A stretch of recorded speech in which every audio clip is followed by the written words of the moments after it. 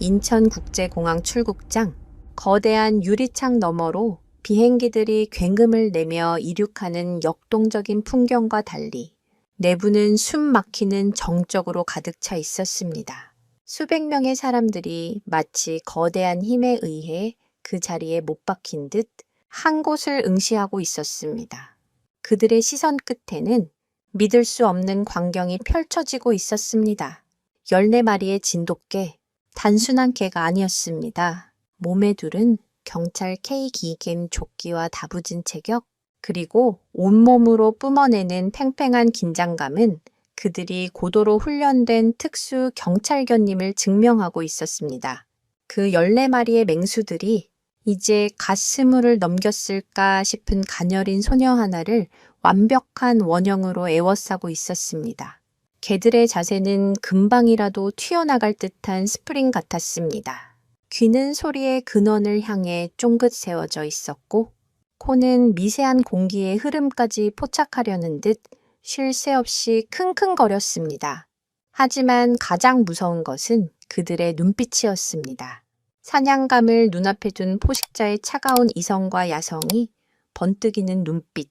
그 눈빛은 오직 한 사람, 원의 중심에 선 소녀에게만 고정되어 있었습니다.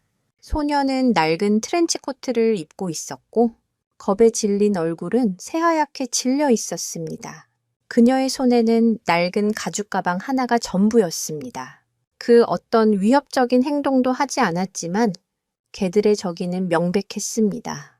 상황을 통제해야 할 경찰들조차 속수무책이었습니다. 핸들러들은 필사적으로 목줄을 잡아당기며 명령을 외쳤지만 평소 강철 같은 복종심을 자랑하던 개들은 그들의 목소리를 전혀 듣지 못하는 듯 했습니다. 오히려 주인의 재질을 방해물로 여기는 듯 더욱 거세게 으르렁거릴 뿐이었습니다. 공항경찰대장 박진석 경정의 얼굴은 굳어 있었습니다.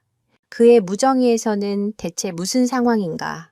라는 본청의 다급한 외침이 쉴 새 없이 터져 나왔지만 그 역시 이 기이한 상황을 설명할 길이 없었습니다.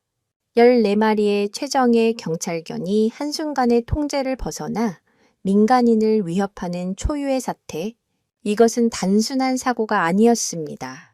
그의 경력 전체를 뒤흔들 수 있는 거대한 스캔들이었습니다. 이 이야기는 단순한 동물 이야기가 아닙니다. 이것은 잊혀진 유산과 보이지 않는 언어, 그리고 한계를 뛰어넘는 유대에 관한 기록입니다. 이 소녀와 개들 사이에는 과연 어떤 비밀이 숨겨져 있는 것일까요? 왜 14마리의 맹수는 연약한 소녀 앞에서 이토록 살벌한 모습을 보이는 것일까요? 그들의 대치는 곧 예상치 못한 방역과 충격적인 대결, 그리고 누구도 상상하지 못했던 진실로 이어지게 됩니다. 이 모든 사건의 중심에는 평범해 보이는 이 소녀가 가진 세상을 놀라게 할 특별한 힘이 자리하고 있습니다. 그러니 편안히 앉으시기 전에 잠시 시간을 내어 영상에 좋아요를 누르고 구독해주세요. 제 채널은 유산을 따라서입니다. 지금부터 그 경이로운 이야기를 차근차근 설명해 드리겠습니다. 소녀 하나의 눈에서 눈물이 툭 떨어졌습니다. 하지만 그것은 공포 때문만은 아니었습니다.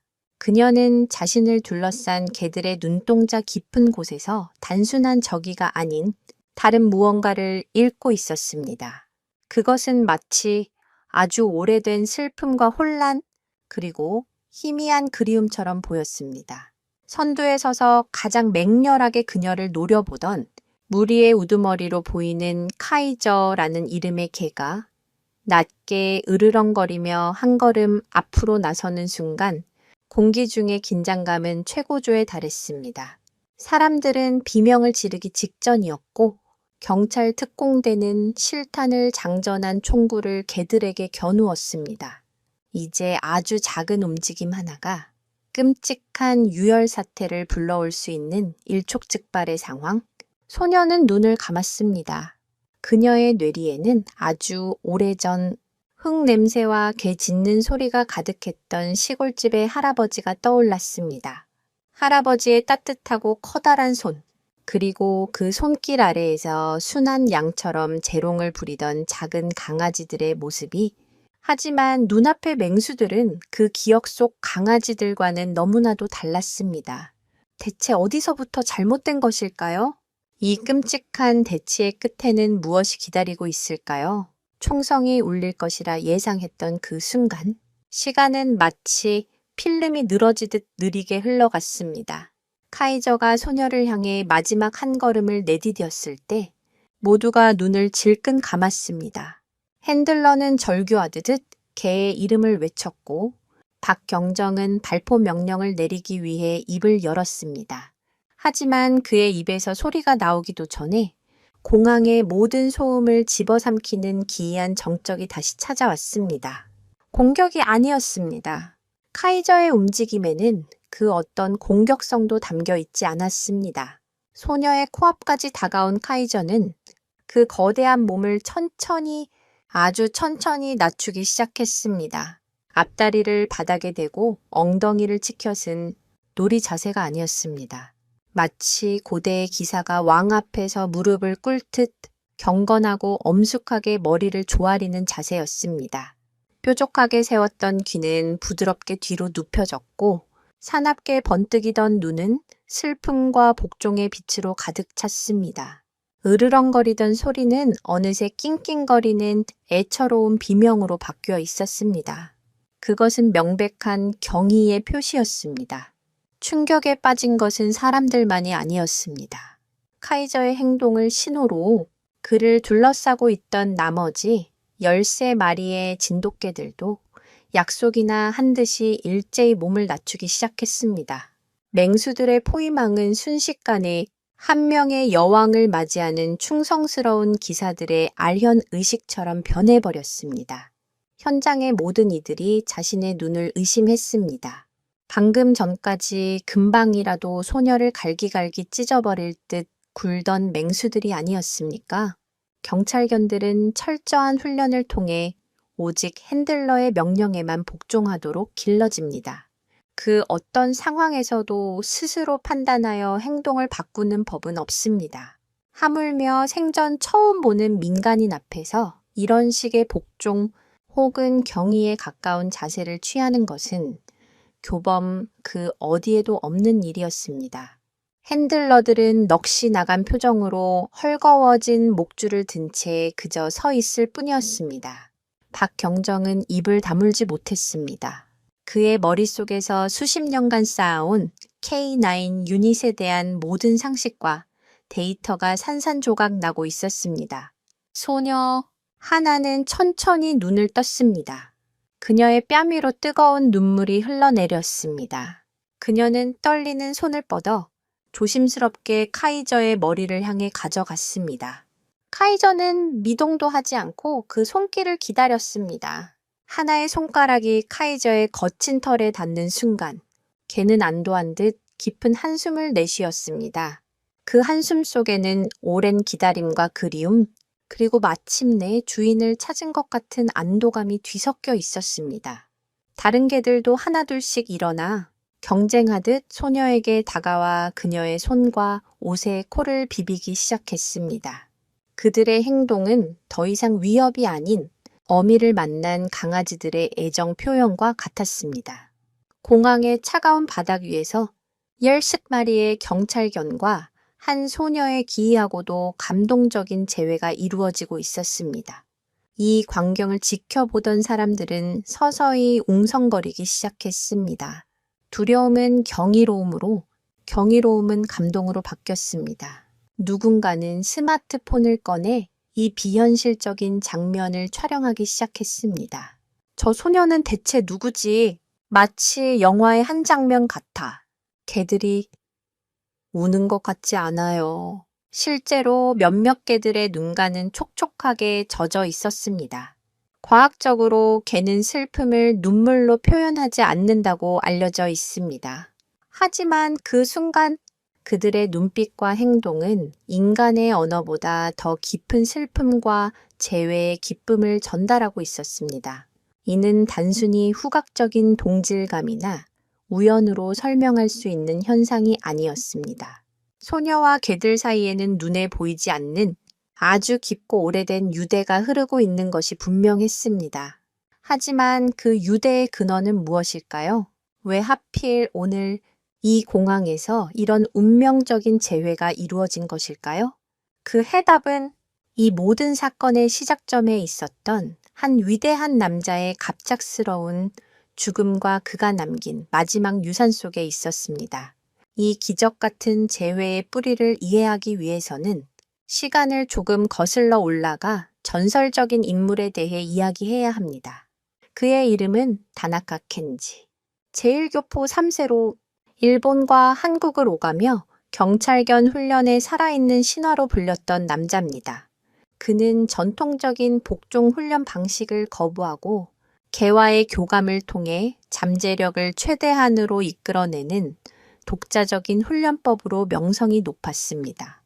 그에게 개는 단순한 도구나 무기가 아니었습니다. 감정과 영혼을 가진 동등한 파트너였죠. 그는 개의 눈을 보고 그들의 감정을 읽었고 개의 언어를 이해하려 노력했습니다. 켄지가 마지막으로 모든 것을 쏟아부은 프로젝트가 바로 화랑화랑이었습니다. 대한민국 토종견인 진돗개의 충성심과 용맹함에 주목한 그는 경찰 고위층의 끈질긴 반대를 무릅쓰고 진돗개만으로 구성된 최전개 K9 특수 유닛을 창설했습니다. 진돗개는 한 주인만을 섬기는 성향이 너무 강해 핸들러가 바뀌거나 다양한 임무에 투입되어야 하는 경찰견에는 부적합하다는 것이 학계의 정설이었습니다. 실제로 진돗개는 주인 외의 사람이 주는 먹이는 거부하는 경우가 많아 일주불사 이슈부스, 즉 한 주인만을 섬기고 다른 이를 섬기지 않는다는 말이 있을 정도입니다. 하지만 켄지는 이것이 단점이 아닌 극대화해야 할 장점이라고 믿었습니다. 그는 14마리의 가장 우수한 혈통의 진돗개를 선발하여 마치 자신의 자식처럼 길렀습니다. 그가 핸들러이자 부모이자 무리의 우두머리였습니다. 화랑 유니스의 개들은 켄지의 손짓 하나, 눈빛 하나에 일사불란하게 움직였고 다른 견종을 뛰어넘는 놀라운 집중력과 문제 해결 능력을 보여주었습니다. 하지만 켄지의 꿈이 막 날개를 펼치려던 순간 비극이 찾아왔습니다. 그는 훈련장에서 카이저와 함께 원반 던지기 훈련을 하던 중 갑작스러운 심장마비로 쓰러졌습니다. 구급대원이 도착했을 때 13마리의 개들은 쓰러진 켄지의 주위를 원형으로 둘러싼 채 그 누구의 접근도 허용하지 않고 있었습니다. 그들은 주인을 지키고 있었던 것입니다. 결국 마취총을 사용하여 개들을 제압하고 나서야 병원으로 이송할 수 있었지만 켄지는 이미 숨을 거둔 후였습니다. 전설적인 조련사의 허망한 죽음이었습니다. 켄지의 죽음과 함께 화랑, 유닛은 순식간에 골칫덩어리로 전락했습니다. 켄지 외에는 그 누구의 명령도 듣지 않는 14마리의 맹수들, 켄지의 수제자들조차 그들을 통제하는 데 실패했습니다. 개들은 식음을 전폐하고 무기력하게 누워있거나 낯선 이에 접근해 극도의 공격성을 드러냈습니다. 켄지가 평생에 걸쳐 쌓아 올린 교감의 언어는 그의 죽음과 함께 사라져버린 듯 했습니다. 경찰 상층부에서는 프로젝트의 실패를 선언하고 유닛 해체를 논의하기 시작했습니다. 막대한 예산이 투입된 개들을 이대로 안락사시킬 수는 없었지만 통제 불가능한 맹수들을 그대로 둘 수도 없는 진퇴양난의 상황이었습니다. 그렇게 켄지가 세상을 떠난 지 한 달, 화랑이에 개들은 주인을 잃은 슬픔과 혼란 속에서 하루하루를 보내고 있었습니다. 그들의 후각은 여전히 세상의 모든 냄새를 분해하고 분석했지만 그들이 간절히 찾는 단 하나의 냄새, 흙과 풀과 땀이 뒤섞인 그들의 아버지이자 스승이었던 켄지의 냄새는 어디에서도 찾을 수 없었습니다. 그들의 세계는 온통 켄지의 부재로 가득 차 있었습니다.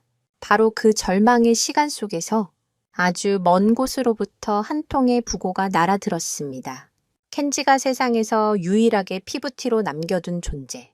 일본 교토에서 유학 중이던 그의 외손녀에게였습니다. 그녀의 이름은 하나. 할아버지의 죽음은 그녀를 운명의 소용돌이 속으로 불러들이는 서막에 불과했습니다. 과연 그녀는 할아버지가 남긴 이 위험하고도 위대한 유산을 감당할 수 있을까요?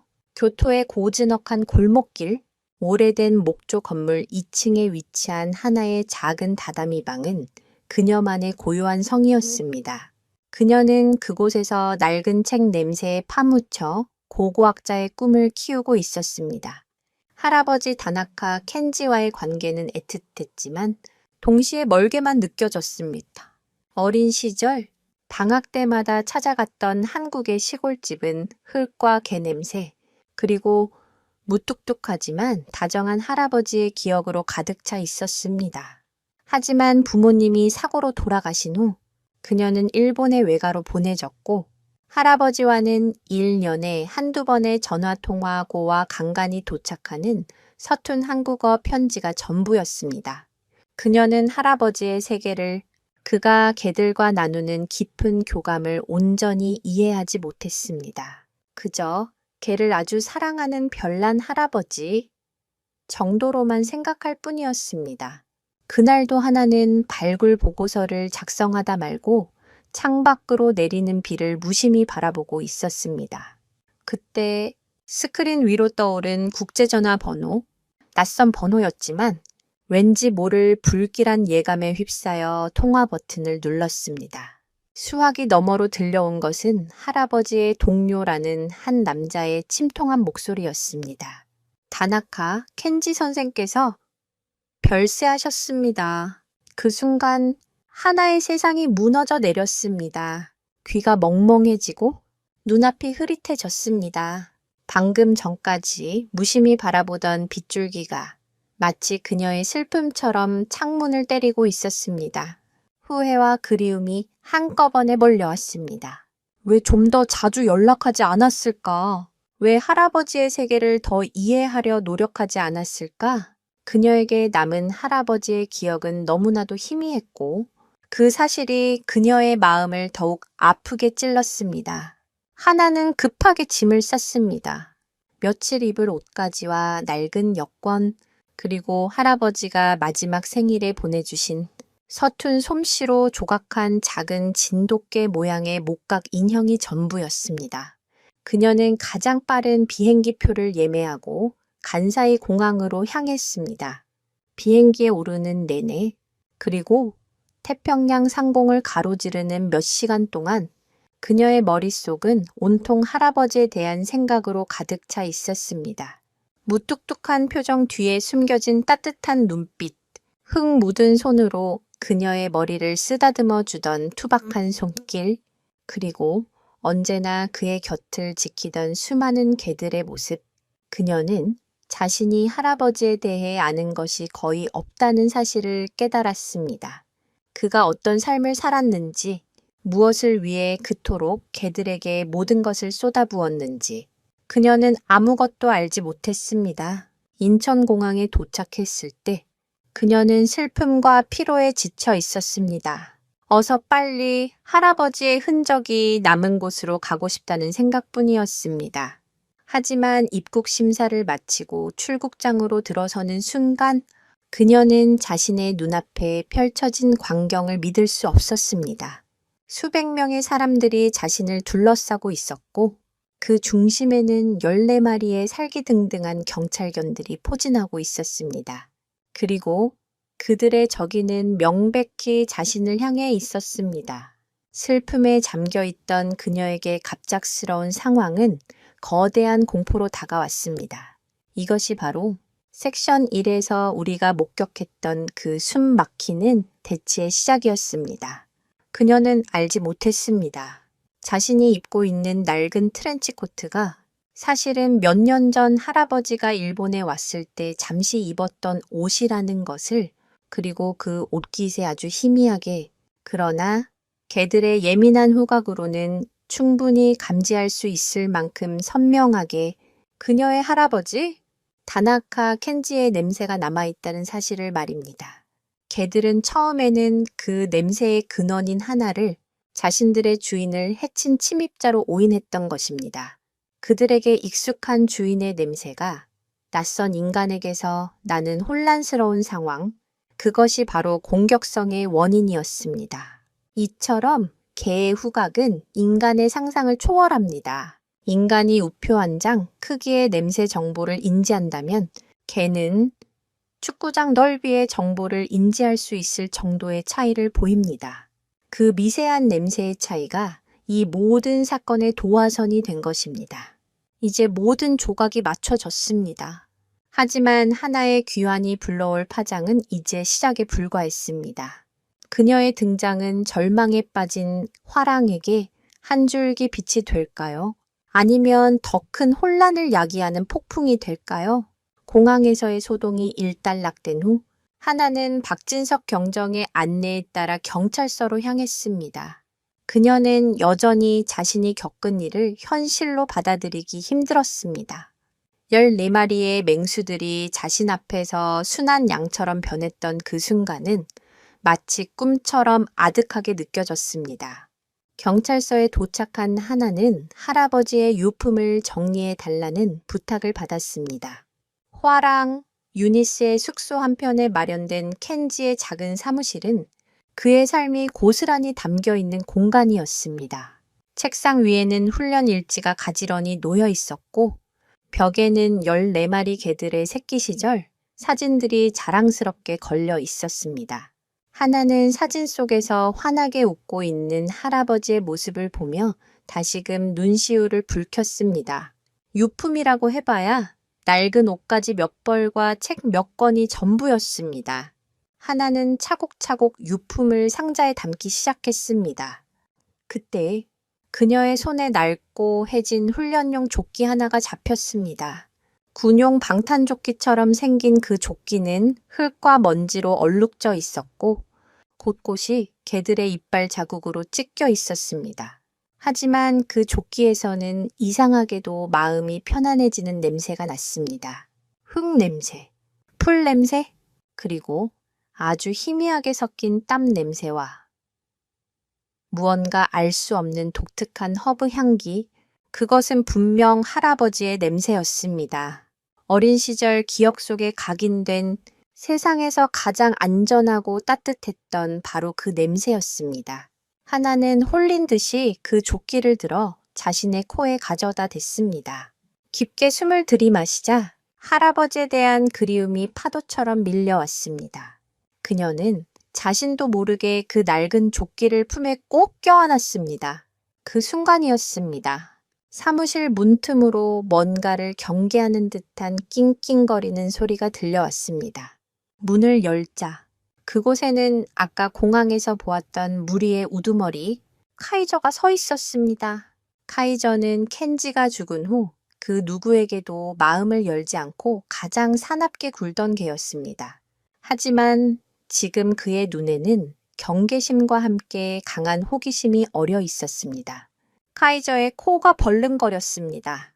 그의 시선은 하나의 얼굴이 아닌 그녀가 품에 안고 있는 낡은 조끼에 고정되어 있었습니다. 하나는 조심스럽게 조끼를 입어보았습니다. 그녀의 몸에는 조금 컸지만 할아버지의 채취가 그녀의 몸을 감싸는 듯한 느낌이 들었습니다. 그러자 놀라운 일이 벌어졌습니다. 카이저가 천천히 그녀에게 다가와 그녀의 다리에 자신의 머리를 부드럽게 비비기 시작했습니다. 마치 주인님, 드디어 돌아오셨군요 라고 말하는 것 같았습니다. 곧이어 다른 개들도 하나둘씩 모여들어 그녀의 주위를 맴돌며 반가움을 표시했습니다. 그들은 하나라는 인간에게 반응하는 것이 아니었습니다. 그들은 하나에게서 나는 자신들의 유일한 주인이었던 다나카 켄지의 냄새에 반응하고 있었던 것입니다. 이때 하나의 머릿속에서 모든 퍼즐 조각이 맞춰졌습니다. 공항에서의 일도 지금 눈앞의 상황도 모두 냄새 때문이라는 것을 그녀가 무심코 입고 있던 트렌치코트에 희미하게 남아있던 할아버지의 냄새, 그리고 지금 이 낡은 조끼에 농축되어 있는 강렬한 할아버지의 냄새, 이 냄새가 바로 개들과 자신을 이어주는 유일한 연결고리였습니다. 켄지가 사용했던 독특한 허브 오일은 사실 단순한 취향이 아니었습니다. 그는 심신안정 효과가 있는 특정 허브들을 조합해 자신만의 오일을 만들어 사용했는데, 이는 개들의 심리적 안정과 집중력 향상에 도움을 주기 위한 그만의 비법이었던 것입니다. 이런 종류의 아로마 테라피는 최근 동물 행동 치료에도 실제로 활용되고 있으며, 특정 냄새가 동물의 감정과 기억에 직접적인 영향을 미친다는 연구 결과도 있습니다. 하나는 할아버지가 남긴 보이지 않는 유산의 실체를 어렴풋이 깨닫기 시작했습니다. 그것은 바로 향기라는 언어였습니다. 하지만 그 깨달음의 순간도 잠시 사무실 문이 거칠게 열리며 박진석 경정이 들어왔습니다. 그는 개들에게 둘러싸여 있는 하나의 모습을 보고 잠시 놀랐지만 이내 차가운 표정으로 서류 한 장을 내밀었습니다. 다나카 하나씨, 유감스러운 소식을 전하게 됐습니다. 그의 목소리는 건조하고 사무적이었습니다. 그가 내민 서류의 제목은 하나의 심장을 철렁 내려앉게 만들기에 충분했습니다. 그곳에는 경찰견 K9 특수 유닛 화랑 공식 해체 및 처리 계획안이라고 적혀 있었습니다. 할아버지의 향기를 통해 이제 막 개들과의 연결고리를 찾았다고 생각한 순간 그녀는 그 모든 것을 잃게 될 절체절명의 위기에 놓인 것입니다. 박진석 경정의 사무실은 그의 성격을 그대로 보여주는 듯 했습니다. 모든 것이 완벽한 질서 속에 정리되어 있었고 먼지 하나 찾아볼 수 없었습니다. 벽에는 각종 표창장과 K9 유닛의 성과를 나타내는 그래프들이 걸려 있었지만 그 어디에도 다나카 켄지나 화랑 유닛의 사진은 없었습니다. 그는 효율과 데이터를 신봉하는 사람이었고 켄지의 교감 훈련 방식은 그의 눈에 비과학적이고 시대에 뒤떨어진 낭비일 뿐이었습니다. 앉으시죠. 다나카 하나씨. 박경정은 하나에게 자리를 권하며 말했지만 그의 눈빛에는 어떤 온기도 담겨 있지 않았습니다. 그는 책상 위에 놓인 화랑 유닛 해체 계획안을 손가락으로 툭툭 치며 입을 열었습니다. 결론부터 말하자면 화랑 유닛은 오늘부로 공식 해체됩니다. 다나카 켄지 선생의 죽음은 안타까운 일이지만 그가 남긴 이 개들은 솔직히 말해 통제 불가능한 시한폭탄입니다. 그의 목소리에는 일말의 동정심도 없었습니다. 하나가 무어라 반박하려 입을 열었지만 박경정은 손을 들어 그녀의 말을 막았습니다. 공항에서의 일은 아주 이례적인 경우일 뿐입니다. 선생의 냄새가 벤옷에 반응한 일시적인 현상, 그 이상도 이하도 아닙니다. 감상적인 판단으로 경찰 조직 전체를 위험에 빠뜨릴 수는 없습니다. 그는 서류를 하나에게 밀어보냈습니다. 거기에는 14마리 개들의 처리 계획이 상세히 적혀 있었습니다. 비교적 온순하고 재훈련 가능성이 보이는 몇 마리는 다른 기관으로 보내지고 나머지는 안락사라는 단어가 차가운 활자로 박혀 있었습니다. 안 돼요. 하나는 자신도 모르게 소리쳤습니다. 이 아이들은 단순한 개가 아니에요. 할아버지의 모든 것이 담긴 유산이란 말입니다. 그녀의 목소리는 절박하게 떨리고 있었습니다. 제가 어떻게든 해보겠습니다. 할아버지의 방식을 제가 이어받아서 아이들을 다시 예전처럼 만들겠습니다. 박경정은 어이가 없다는 듯 코웃음을 쳤습니다. 하나씨, 전문 훈련사들도 모두 포기했습니다. 그런데 고고학을 공부하는 아가씨가 뭘 할 수 있다는 겁니까? 이건 동화가 아닙니다. 현실입니다. 그의 말은 비수처럼 하나의 가슴에 꽂혔습니다. 맞는 말이었습니다. 자신은 개에 대해 아는 것이 아무것도 없는 아마추어에 불과했습니다. 하지만 그렇다고 해서 할아버지의 분신과도 같은 14마리의 생명을 이대로 포기할 수는 없었습니다. 하나는 눈물을 삼키며 박경정을 똑바로 바라보았습니다. 시간을 주세요. 단 일주일만이라도 시간을 주신다면 제가 이 아이들의 가치를 증명해 보이겠습니다. 만약 그때까지 제가 아무것도 보여주지 못한다면 그때는 경정님의 뜻에 따르겠습니다. 그녀의 눈빛은 흔들리지 않았습니다. 그 눈빛에서 박경정은 자신과 다른 종류의 이해할 수 없는 강한 의지를 읽었습니다. 그는 잠시 고민에 빠졌습니다. 공항 사건이 언론에 조금씩 알려지면서 여론의 관심이 쏠리고 있는 상황이었습니다. 무작정 개들을 처리했다가 비난의 화살을 맞을 수도 있었습니다. 잠시 동안의 침묵 끝에 박경정이 마침내 입을 열었습니다. 좋습니다. 일주일, 아니, 정확히 10일의 시간을 주겠습니다. 그는 달력을 가리켰습니다. 10일 뒤 공식 평가를 실시할 겁니다. 외부 전문가들을 초빙해서 화랑, 유닛의 실전 능력을 평가할 겁니다. 만약 그 평가에서 단 하나의 기준이라도 미달된다면 그 즉시 계획안대로 처리할 겁니다. 어떤 이의도 받지 않겠습니다. 이건 기회이자 마지막 통보입니다. 박경정의 제안은 일말의 희망처럼 보였지만 사실상 사형 선고나 다름없었습니다. 10일 안에 수십 년 경력의 전문가도 포기한 개들을 훈련시켜 공식 평가를 통과하라는 것은 불가능에 가까운 일이었습니다. 심지어 켄지 생전에도 진돗개의 예측 불가능성 때문에 공식적인 시연은 계속 미뤄지고 있었습니다. 특히 진돗개는 목표물에 대한 강한 집착을 보이지만 그 과정에서 핸들러의 명령을 무시하는 경향이 있어 복종 항목에서 낮은 점수를 받기 쉬웠습니다. 이것은 박경정이 파놓은 교묘한 함정이었습니다. 하지만 하나에게는 선택의 여지가 없었습니다. 그녀는 떨리는 손으로 계약서에 서명했습니다. 그녀의 어깨 위로 14마리의 생명과 할아버지의 마지막 명예가 무겁게 내려앉았습니다. 과연 그녀는 이 절망적인 상황 속에서 기적을 만들어낼 수 있을까요? 10일이라는 시간은 희망의 시작일까요? 아니면 절망의 유예 기간일 뿐일까요? 박경정과의 위태로운 계약이 성립된 후 하나는 곧바로 화랑 유닛의 훈련장으로 향했습니다. 그녀의 마음은 희망보다 절망에 가까웠지만 주저앉아 있을 시간은 없었습니다. 10일, 203시간, 그녀에게 허락된 시간은 야속하게만 흘러가고 있었습니다. 그녀는 할아버지의 낡은 조끼를 다시 입었습니다. 할아버지의 냄새는 여전히 개들에게 강력한 안정제 역할을 했습니다. 개들은 그녀의 주위로 모여들어 꼬리를 치며 반겼지만 거기까지였습니다. 친밀감과 복종은 전혀 다른 차원의 문제였습니다. 하나는 켄지의 훈련 일지를 펼쳤습니다.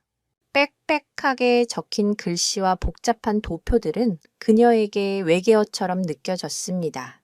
후각 인지 훈련, 장괴물 기동 훈련, 복종 및 제압 훈련, 수많은 훈련 과제들이 나열되어 있었지만 어떻게 시작해야 할지조차 막막했습니다.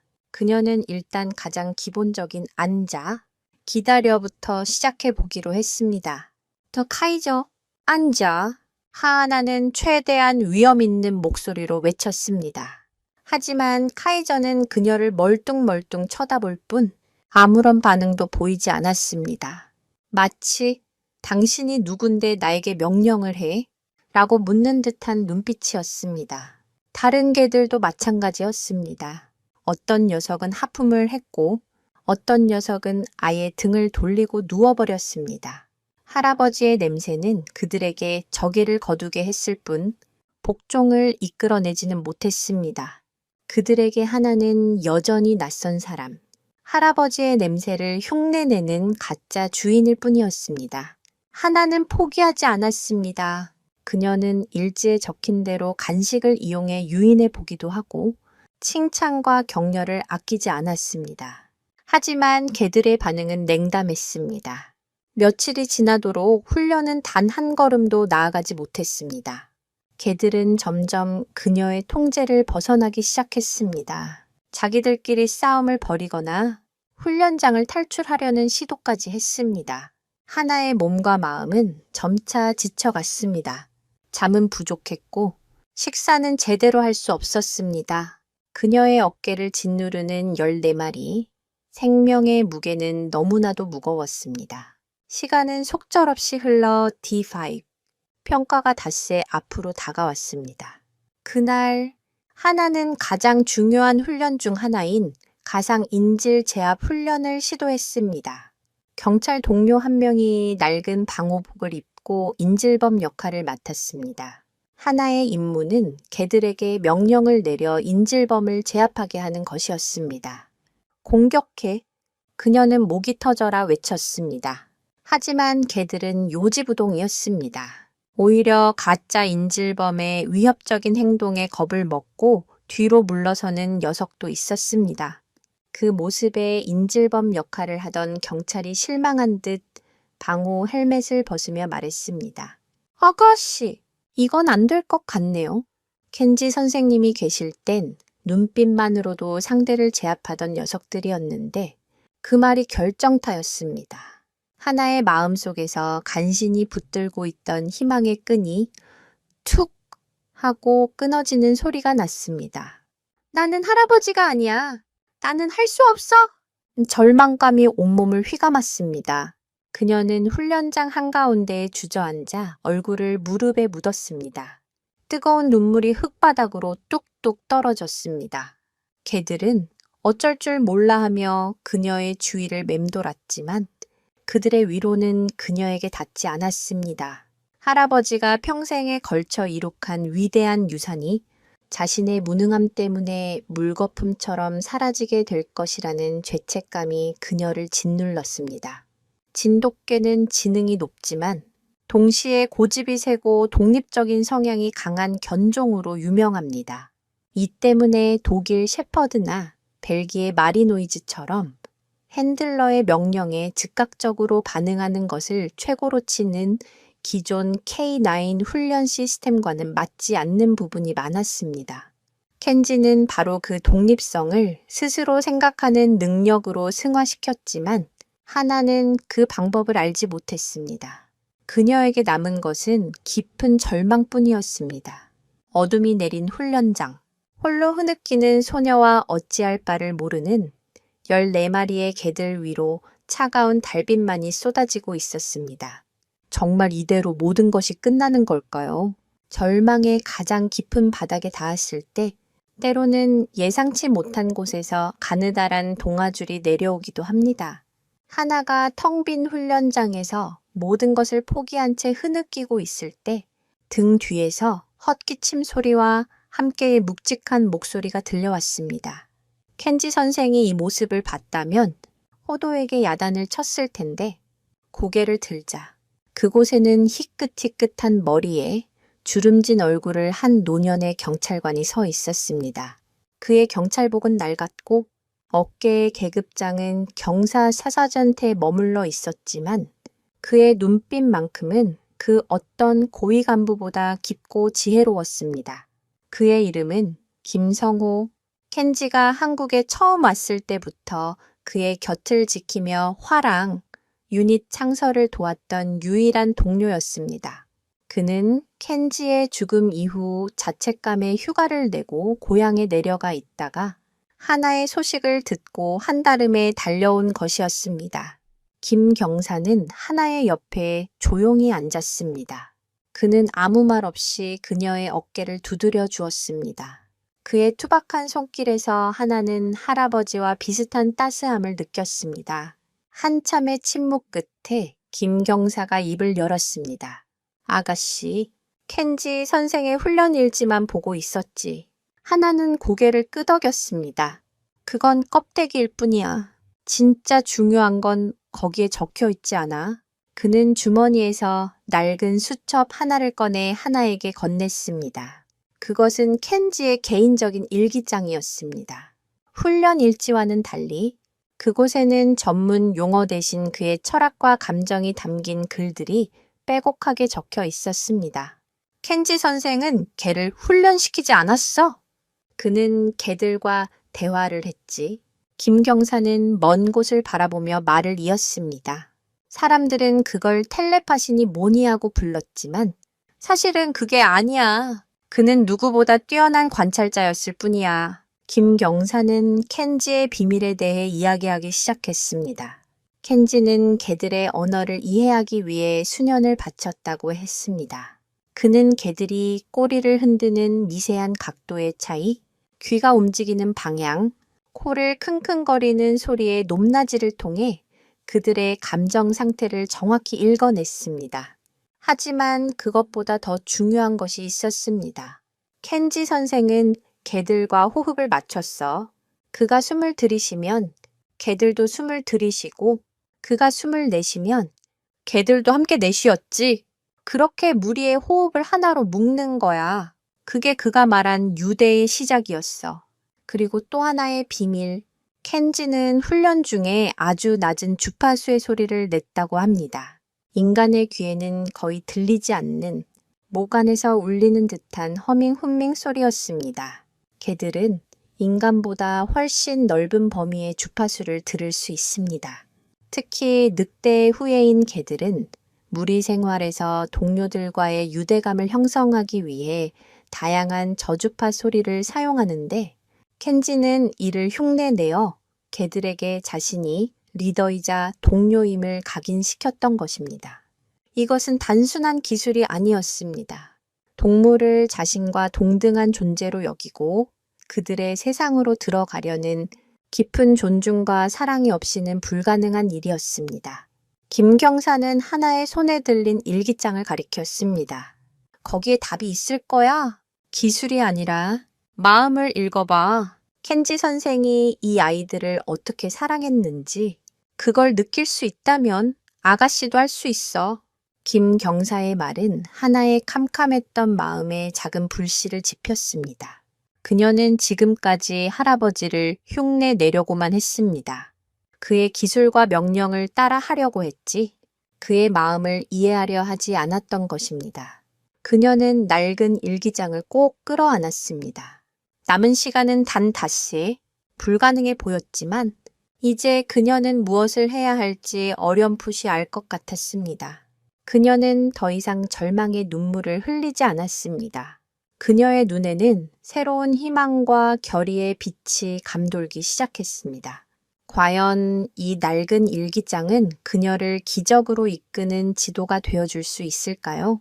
김경사로부터 할아버지의 일기장을 건네받은 그날 밤, 하나는 훈련장 구석의 작은 숙소에서 밤을 새워 일기장을 읽었습니다. 그곳에는 훈련 방법 대신 13마리 개들 각각에 대한 애정 어린 관찰 기록이 가득했습니다. 카이저는 자존심이 강하지만 무리에 대한 책임감이 누구보다 강하다. 칭찬보다는 묵묵한 인정에 더 크게 반응한다. 단, 바람이는 겁이 많지만 후각이 유난히 예민하다. 위협적인 어조보다는 부드러운 속삭임이 효과적이다. 그것은 훈련 교본이 아니라 한 아버지가 자식들을 위해 쓴 사랑의 편지였습니다. 다음 날 새벽, 하나는 완전히 다른 사람이 되어 훈련장으로 나섰습니다. 그녀는 더 이상 명령을 외치지 않았습니다. 대신 그녀는 훈련장 한가운데에 가만히 앉아 눈을 감았습니다. 그리고 할아버지의 일기장에 적힌 대로 자신의 호흡에 집중하기 시작했습니다. 천천히 그리고 깊게 숨을 들이쉬고 내쉬었습니다. 처음에는 그녀를 무시하던 개들도 점차 그녀의 규칙적인 호흡 소리에 이끌려 하나둘씩 주위로 모여들기 시작했습니다. 그녀는 개들이 내쉬는 숨결과 심장 박동을 느끼려 노력했습니다. 그리고 그녀는 아주 조용히 목 깊은 곳에서부터 울리는 낮은 허밍을 시작했습니다. 김경사가 말했던 바로 그 소리였습니다. 그러자 놀라운 변화가 일어났습니다. 흩어져 있던 개들이 일제히 그녀를 주목하기 시작했습니다.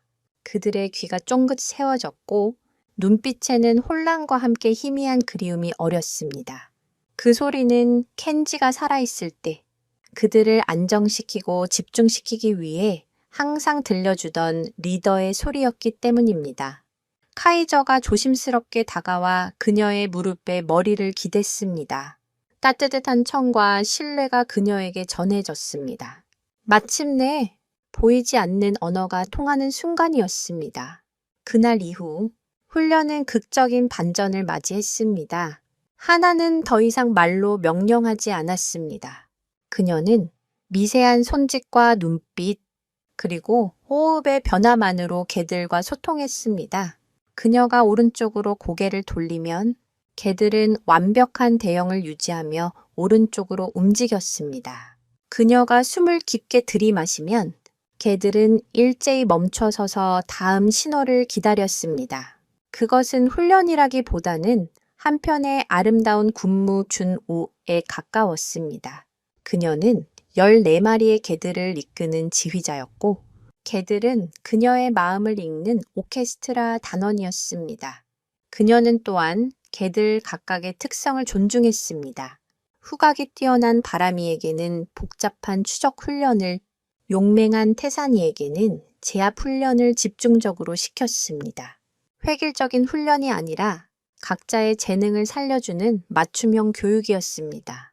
개들은 하루가 다르게 활기를 되찾았고 그들의 눈빛에는 켄지가 살아있을 때와 같은 총명함과 자신감이 돌아왔습니다.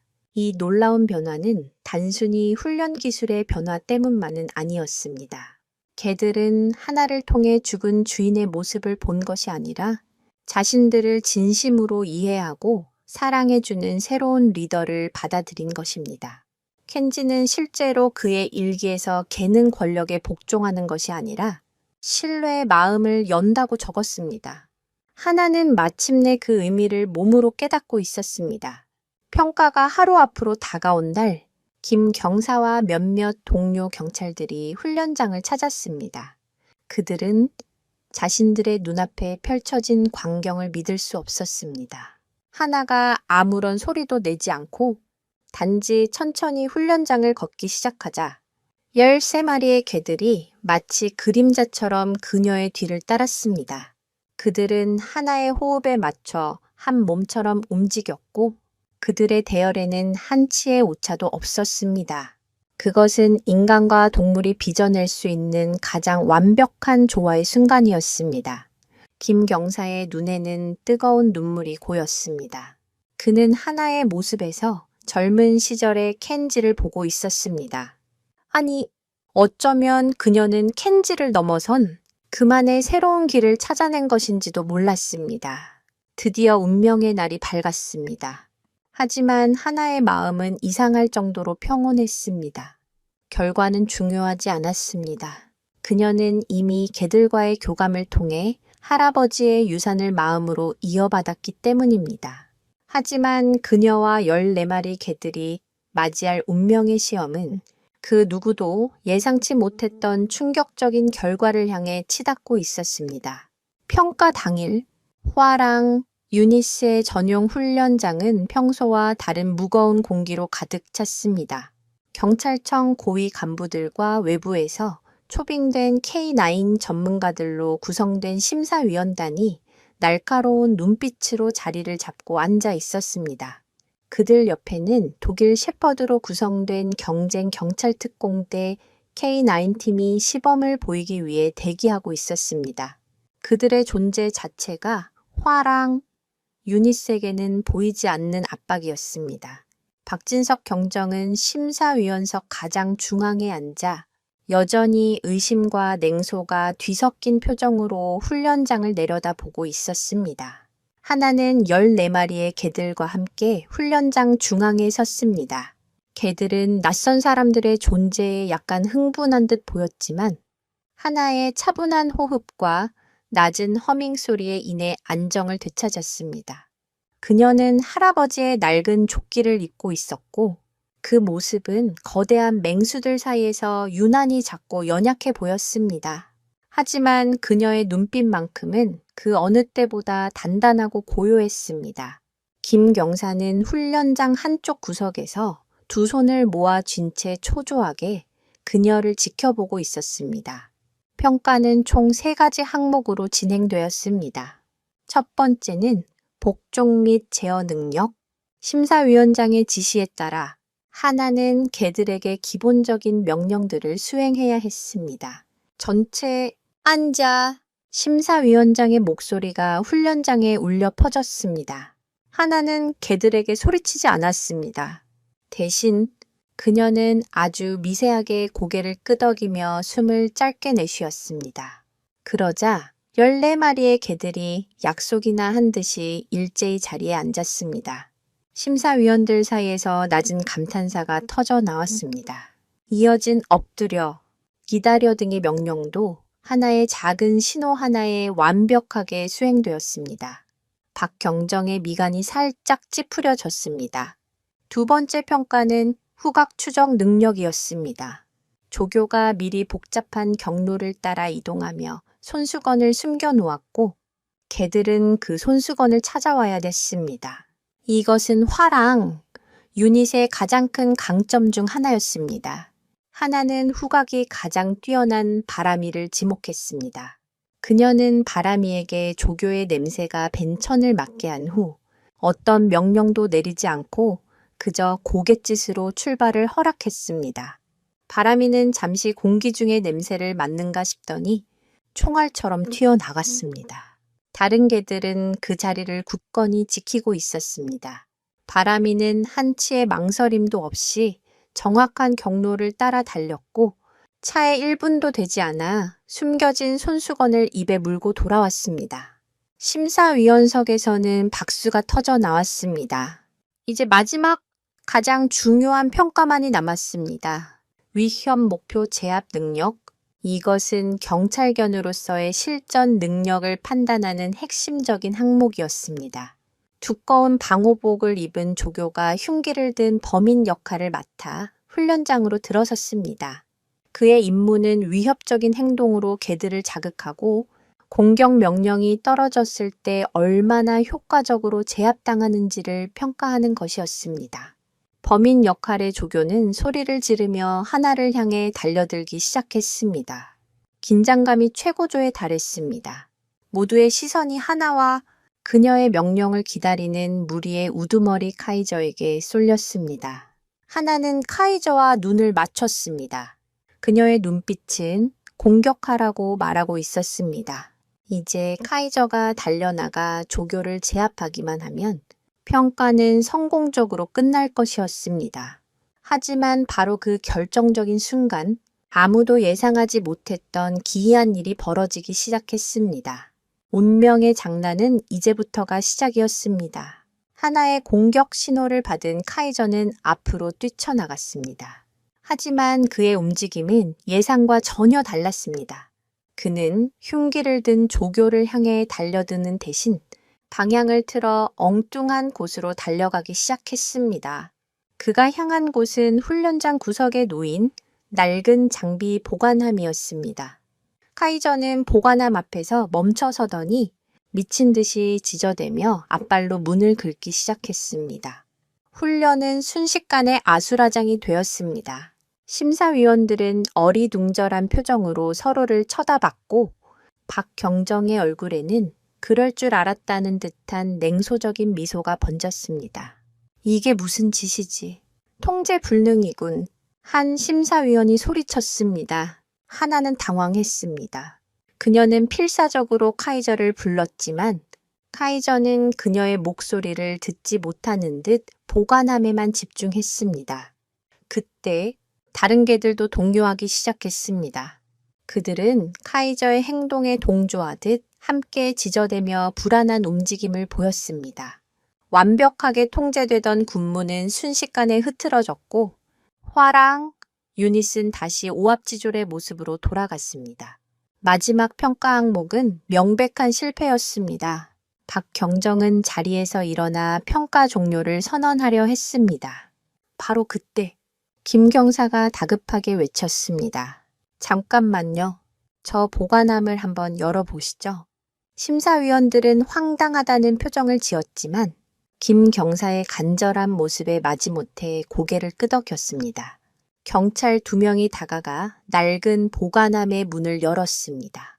그 순간 모두의 눈이 휘둥그레졌습니다. 보관함 안에는 오래된 가스 배관에서 새어나온 가스가 가득 차 있었던 것입니다. 약한 스파크라도 튀었다면 대형 폭발로 이어질 수 있는 아찔한 상황이었습니다. 보관함 옆에는 낡은 전기 배선이 위태롭게 널려 있었습니다. 훈련장의 모든 이들이 충격에 빠졌습니다. 카이저는 범인을 공격하는 대신 그곳에 있는 모두의 목숨을 구할 수 있는 더 큰 위협을 먼저 감지하고 경고했던 것입니다. 인간의 코로는 맡을 수 없는 미세한 가스 누출 냄새와 낡은 배선에서 발생하는 이상 주파수를 감지한 것이었습니다. 이는 훈련 교범에는 없는 살아있는 위기 대처 능력이었습니다. 네키, 개의 청력은 인간의 4배에 달하며 고주파 감지 능력은 16배에 달한다고 알려져 있습니다. 카이저는 이 초인적인 감각으로 눈에 보이지 않는 위험을 감지한 것이 틀림없었습니다. 하지만 이 놀라운 능력은 심사위원들에게 깊은 인상을 남기지 못했습니다. 한 전문가는 흥미로운 현상이긴 하지만 명령 불복종은 경찰견으로서 치명적인 결함입니다. 만약 실제 상황에서 범인을 눈앞에 두고 가스 냄새를 쫓는다면 그게 더 큰 문제일 수 있습니다. 라고 평가했습니다. 그의 말은 논리적이었고 다른 심사위원들도 동조하는 분위기였습니다. 결국 평가는 최종적으로 실패로 결론 내려졌습니다. 개들이 보여준 기이한 능력은 공식적인 평가 항목에 포함되지 않는 변수일 뿐이었습니다. 박경정은 만족스러운 표정으로 최종 평가서를 들고 하나에게 다가왔습니다. 유감이지만 약속은 약속입니다. 화랑 유닛은 계획대로 해체될 겁니다. 그의 목소리에는 승리자의 여유가 묻어났습니다. 하나의 눈앞이 캄캄해졌습니다. 기적은 없었습니다. 최선을 다했지만 결국 그녀는 할아버지의 유산을 지켜내지 못했습니다.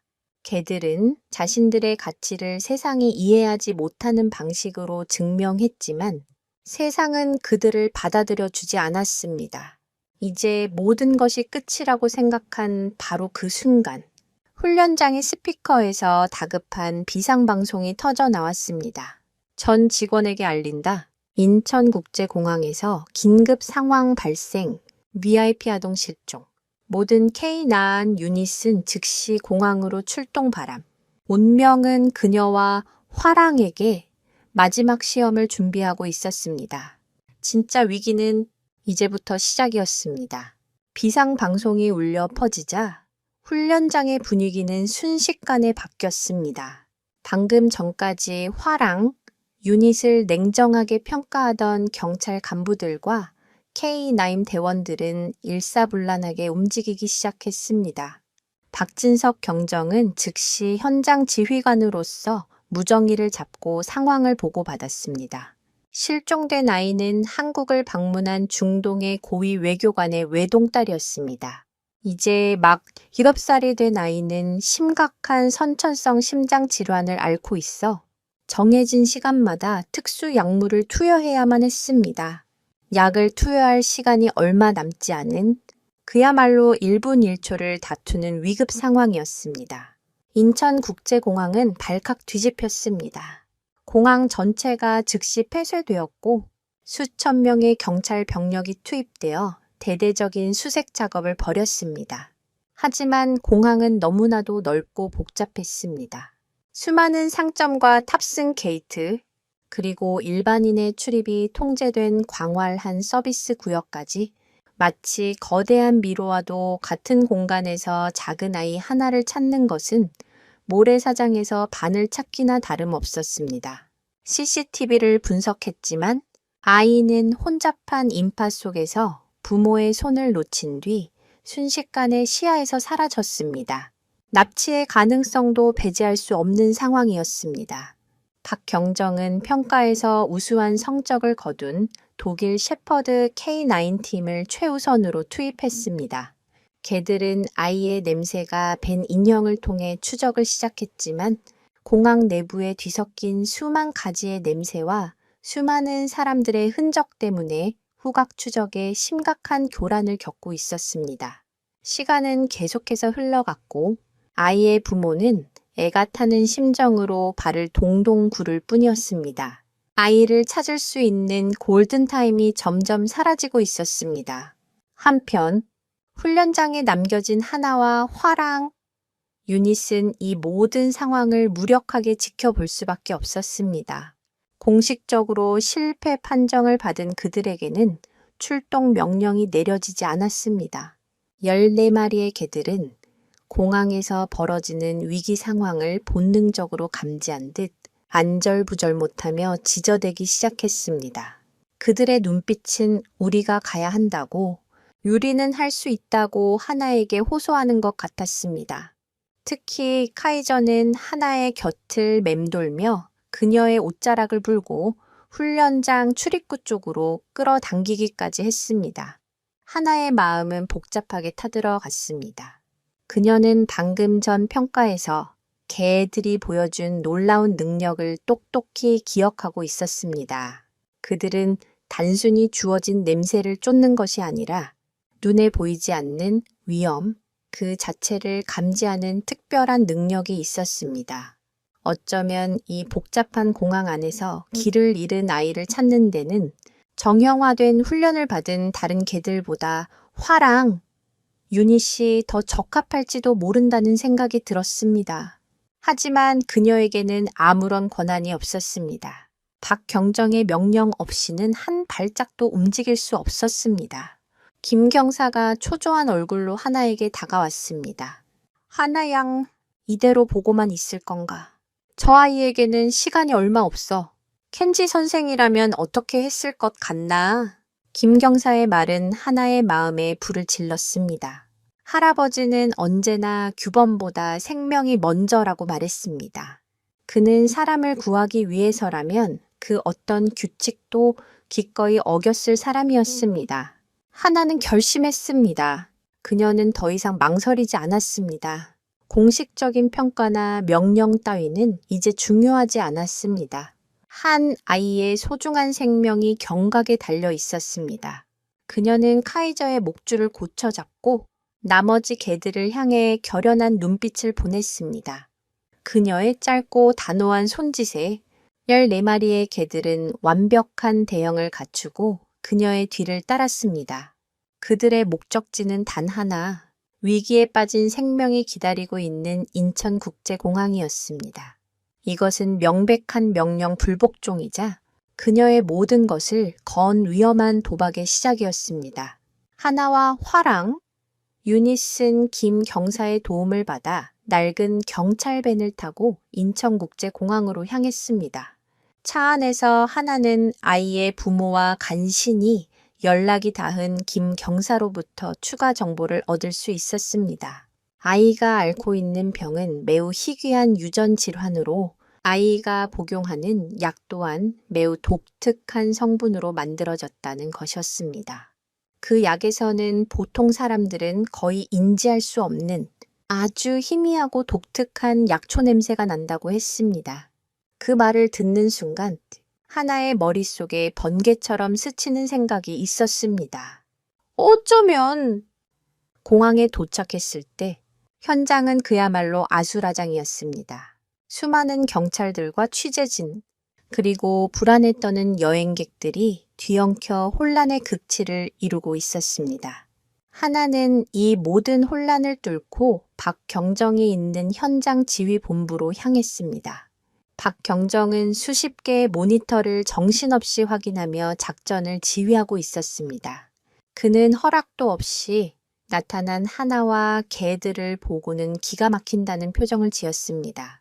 지금 제정신인가? 누가 마음대로 여길 오라고 했지? 이건 훈련이 아니야. 실제 상황이란 말이다. 당장 돌아가. 박경정의 분노에 찬 고함이 지휘본부를 울렸습니다.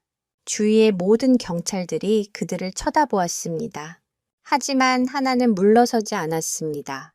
그녀는 박경정 앞으로 다가가 그의 눈을 똑바로 쳐다보며 말했습니다. 경정님, 이 아이들은 다릅니다. 이 아이들은 일반적인 냄새가 아니라 아이가 복용하는 특수 약품의 냄새를 추적할 수 있을 겁니다. 평가 때 가스 냄새를 감지했던 것처럼요. 이 아이들에게 기회를 한 번만 더 주십시오. 박경정은 코웃음을 쳤습니다. 말도 안 되는 소리. 이미 최정의 추적견들이 실패하고 있는 상황에서 당신의 그 감상적인 이론을 믿으라고 아이의 목숨을 가지고 도박이라도 하자는 건가? 그의 말은 차갑고 단호했습니다. 그는 손짓으로 경호원들에게 하나와 개들을 밖으로 끌어내라고 지시했습니다. 경호원들이 다가오는 순간 하나는 마지막 카드를 꺼내 들었습니다. 만약 아이를 찾지 못한다면 모든 책임은 제가 지겠습니다. 이 자리에서 경찰견 훈련사 자격을 영원히 포기하고 화랑 유닛의 해체에도 어떤 이의도 제기하지 않겠습니다. 그녀의 목소리에는 조금의 망설임도 없었습니다. 자신의 모든 것을 건 배수진이었습니다. 박경정은 잠시 흔들리는 눈빛을 보였습니다. 수색은 교착 상태에 빠져 있었고 시간은 점점 흐르고 있었습니다. 믿져야 본전이라는 생각이 그의 머리를 스쳤습니다. 어차피 실패하면 모든 책임을 저 아마추어 여자에게 떠넘길 수 있었습니다. 좋다. 딱 10분 주지. 10분 안에 어떤 단서도 찾아내지 못하면 즉시 현장에서 체포하겠다. 명백한 명령, 불복종 혐의로 10분, 너무나도 짧은 시간이었지만 하나에게는 그 이상 바랄 것이 없었습니다. 그녀는 즉시 아이의 어머니에게서 약이 담긴 작은 병을 건네받았습니다. 그녀는 뚜껑을 열어 카이저와 바람이의 코에 가져다 댔습니다. 그리고는 다른 어떤 명령도 내리지 않고 그저 나지막이 속삭였습니다. 까자, 이 아이를 찾아야 해.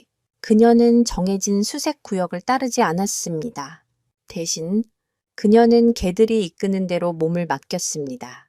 13마리의 개들은 잠시 제자리에서 코를 킁킁거리며 공기 중에 미세한 냄새 입자를 분석하기 시작했습니다. 그리고 마침내 카이저가 결심한 듯 한 방향으로 움직이기 시작했습니다. 그곳은 다른 수색팀들이 이미 지나갔다고 판단한 공항의 가장 후미지고 어두운 서비스 통로였습니다. 하나는 주저없이 개들의 뒤를 따랐습니다. 그들의 독단적인 수색은 이제 막 시작되었습니다. 그들 앞에는 무엇이 기다리고 있을까요? 화랑, 유닛은 마치 한 몸처럼 움직이며 어두운 서비스 통로를 따라 나아갔습니다. 그곳은 일반 여행객들의 눈에는 보이지 않는 공항의 혈관과도 같은 곳이었습니다. 거대한 환풍기 소리가 낮게 울리고 복잡하게 얽힌 파이프와 전선들이 미로처럼 이어져 있었습니다. 다른 수색팀들은 이곳을 이미 수색했지만 아이의 흔적을 찾지 못해 철수한 상태였습니다. 하지만 화랑의 개들은 무언가 확신에 찬 듯 망설임 없이 앞으로 나아갔습니다. 하나와 함께 현장에 따라 나선 김 경사는 손전등을 비추며 바닥을 살폈지만 아이가 남긴 발자국이나 소지품 같은 것은 전혀 보이지 않았습니다. 정말 이쪽이 맞을까? 그의 목소리에는 불안감이 섞여 있었습니다. 하나는 대답 대신 선두에서 길을 이끄는 카이저의 꼬리를 가리켰습니다. 카이저의 꼬리는 보통의 추적견들처럼 좌우로 흔들리는 것이 아니라 하늘을 향해 꼿꼿이 세워진 채 미세하게 떨리고 있었습니다. 켄지의 일기장에 따르면 그것은 진돗개가 아주 희미하지만 확실한 목표물의 냄새를 포착했을 때 보이는 특유의 행동이었습니다. 그들은 인간의 감각으로는 아무것도 느낄 수 없는 어둠 속에서 오직 보이지 않는 냄새의 실을 따라 움직이고 있었습니다. 아이가 복용하는 약의 냄새는 공기보다 무거워 바닥에 낮게 깔리는 성질이 있었고 복잡한 공항의 공조 시스템 때문에 예측 불가능한 기류를 타고 흐르고 있었습니다. 이것이 바로 다른 추적견들이 실패한 이유였습니다. 그들은 훈련된 대로 바닥에 남은 사람의 채취를 쫓았지만 화랑의 개들은 공기 중에 떠도는 인간은 결코 찾지 못할 미세한 화학적 단서를 추적하고 있었던 것입니다. 얼마나 지났을까? 개들은 거대한 화물 엘리베이터 앞에서 멈춰 섰습니다. 그리고는 일제히 엘리베이터 문틈에 코를 박고 킁킁거리기 시작했습니다. 하지만 엘리베이터는 이미 운행이 중지된 상태였고 다른 수색팀의 기록에도 아이가 엘리베이터를 이용한 흔적은 없었습니다. 그때 후각이 가장 예민한 바람이가 엘리베이터 문에서 조금 떨어진 구석으로 달려가 무언가를 발견하고는 짖기 시작했습니다. 하나와 김 경사가 달려가 손전등을 비추자 그곳에는 먼지 쌓인 바닥 위에 아주 작은 분홍색 머리핀 하나가 떨어져 있었습니다. 아이의 어머니가 보여준 사진 속에서 아이가 하고 있던 바로 그 머리핀이었습니다. 명백한 증거였습니다. 아이는 분명 이곳을 지나갔습니다. 하지만 어떻게 운행이 중지된 엘리베이터를 이용했을 리는 없었습니다. 그때 하나는 엘리베이터 옆 어둠 속에 가려져 있던 작은 철문을 발견했습니다. 그것은 엘리베이터 수리 및 점검을 위한 비상 통로의 입구였습니다. 문은 아주 살짝 열려 있었습니다. 아이가 호기심에 이곳으로 들어갔을 가능성이 높았습니다.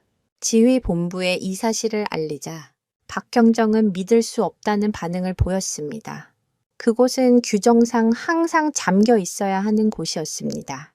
하지만 확인 결과 최근의 점검 이후 관리자의 실수로 문이 잠기지 않았다는 사실이 밝혀졌습니다. 찾았다! 김 경사는 흥분을 감추지 못하고 외쳤습니다. 이제 저 문 너머의 비상 통로만 수색하면 아이를 찾을 수 있을 것이었습니다.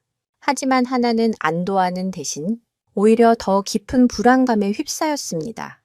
13마리의 개들이 머리핀을 발견하고도 기뻐하며 짖는 것이 아니라 오히려 일제히 입을 다물고 낮은 경계의 자세를 취하고 있었기 때문입니다. 그들의 털은 곤두서 있었고 으르렁거리는 소리가 목 깊은 곳에서 새어나오고 있었습니다. 그들은 아이의 흔적뿐만 아니라 그 너머에 있는 또 다른 무언가를 아주 위험한 무언가를 동시에 감지하고 있는 것이 분명했습니다. 아이를 찾았다는 안도감과 정체 모를 위협에 대한 공포가 교차하는 순간 하나의 등 뒤로 식은땀이 흘러내렸습니다. 과연 저 문 너머에는 무엇이 기다리고 있을까요? 하나가 비상통로의 철문을 향해 다가서자 개들의 경계심은 극에 달했습니다. 특히 카이저는 하나의 앞을 가로막고 서서 더 이상 나아가지 말라는 듯이 그녀의 다리를 몸으로 밀어냈습니다. 다른 개들도 그녀를 중심으로 원형의 방어 진영을 갖추기 시작했습니다. 그것은 공항에서 처음 만났을 때와 비슷한 진형이었지만 이번에는 저기가 아닌 필사적인 보호의 의미를 담고 있었습니다. 개들은 아이를 구해야 한다는 것을 알았지만 동시에 저 문 너머의 위험이 자신들의 리더인 하나에게 위협이 될 수 있다는 사실에 갈등하고 있는 듯 보였습니다. 무전을 통해 상황을 전달받은 박경정과 경찰 특공대원들이 현장으로 달려왔습니다. 그들은 머리핀을 확인하고는 흥분했지만 이내 개들의 이상한 행동에 의아한 표정을 지었습니다. 뭐 하는 건가? 길을 비켜 한 대원이 카이저를 밀치려 했지만 카이저는 꿈쩍도 하지 않고 더욱 사납게 이빨을 드러냈습니다. 잠깐만요. 뭔가 이상합니다. 하나는 대원들을 제지하며 말했습니다. 아이들은 위험을 감지하고 있어요. 저 안에 아이 혼자만 있는 게 아닐지도 모릅니다. 그녀의 말에 현장의 공기가 다시 팽팽하게 얼어붙었습니다. 단순 실종이 아니라 납치 사건일 가능성이 떠올랐기 때문입니다. 박경정은 즉시 특공대원들에게 전투태세를 갖추라고 명령했습니다. 굳게 닫힌 낡은 철문 하나를 사이에 두고 완전 무장한 특공대원들과 14마리의 경찰견들이 숨 막히는 대치를 벌이는 기묘한 상황이 연출되었습니다. 개의 감각은 때로 최첨단 장비를 능가합니다. 그들은 인간이 감지할 수 없는 미세한 진동, 소리, 그리고 상대방의 호르몬 변화를 통해 공격성과 위협을 감지할 수 있습니다. 화랑이의 개들은 문 너머에 있는 존재가 내뿜는 아드레날린과 공포의 냄새를 동시에 맡고 있었을지도 모릅니다. 그것은 아이의 공포와 또 다른 존재의 악의가 뒤섞인 아주 위험한 신호였습니다. 박경정은 결단을 내렸습니다. 그는 특공대 팀장에게 수신호를 보냈습니다. 대원들이 문 양옆으로 조용히 자리를 잡고 한 명이 특수 장비를 이용해 문틈으로 내부를 살피기 시작했습니다. 작은 모니터 화면에 비친 내부의 모습은 모두를 경악하게 만들기에 충분했습니다. 비상계단 가장 아래쪽 구석에 작은 아이가 웅크리고 앉아 있었습니다. 그리고 그 아이의 앞에는 거대한 몸집의 한 남자가 서서 아이를 위협하고 있었습니다. 남자의 손에는 날카로운 무기가 들려 있었습니다. 그는 공항에서 일하는 하청업체 직원으로 돈을 노리고 아이를 납치한 것이었습니다. 아이가 소리를 지르지 못하도록 입을 막고 이곳으로 끌고 온 것이 틀림없었습니다. 이제 모든 상황이 명확해졌습니다. 하지만 문제는 지금부터였습니다. 범인은 좁고 어두운 비상계단에서 아이를 인질로 잡고 있었습니다. 섣불리 진입했다가는 아이의 목숨이 위험해질 수 있었습니다. 특공대원들도 섣불리 움직이지 못하고 문 밖에서 숨을 죽인 채 다음 지시를 기다릴 뿐이었습니다. 시간은 아이의 약물 투여 시간을 향해 무섭게 흘러가고 있었습니다. 절체절명의 위기 상황. 인간의 힘으로는 해결하기 어려운 교착 상태에 빠진 바로 그 순간. 모든 이들의 시선이 자연스럽게 한 곳으로 모였습니다. 그들의 희망은 이제 완전 무장한 특공대가 아닌 문 앞에서 조용히 그러나 그 어느 때보다 날카롭게 송곳니를 빛내고 있는 14마리의 진돗개, 화랑 유닛에게 달려 있었습니다. 과연 하나와 화랑은 이 절망적인 상황을 타개하고 아이를 무사히 구해낼 수 있을까요? 굳게 닫힌 문 너머에서 벌어질 최후의 결전은 어떤 모습일까요? 이 이야기는 아직 끝나지 않았습니다. 하나와 화랑, 유닛의 마지막 활약, 그리고 그들이 만들어낼 기적의 순간은 다음 영상에서 이어집니다. 그들은 과연 실패한 유닛이라는 오명을 벗고 자신들의 진정한 가치를 세상에 증명할 수 있을까요? 그리고 이 사건 이후 그들의 운명은 어떻게 변하게 될까요? 여러분의 생각은 어떠신가요? 댓글을 통해 여러분의 예상을 자유롭게 남겨주세요. 저희 채널 유산을 따라서는 여러분의 이야기에 항상 귀를 기울이고 있습니다. 다음 이야기를 놓치지 않으시려면 지금 바로 구독과 알림 설정을 잊지 마세요. 여러분의 관심이 저희에게는 가장 큰 힘이 됩니다. 과연 문이 열린 후 그 안에서는 어떤 숨 막히는 드라마가 펼쳐질까요? 그 누구도 상상하지 못했던 화랑 유닛만의 방식으로 이 위기를 해결하는 모습 기대하셔도 좋습니다. 굳게 닫힌 문, 그 너머의 진실을 향한 마지막 카운트다운은 이제 막 시작되었습니다.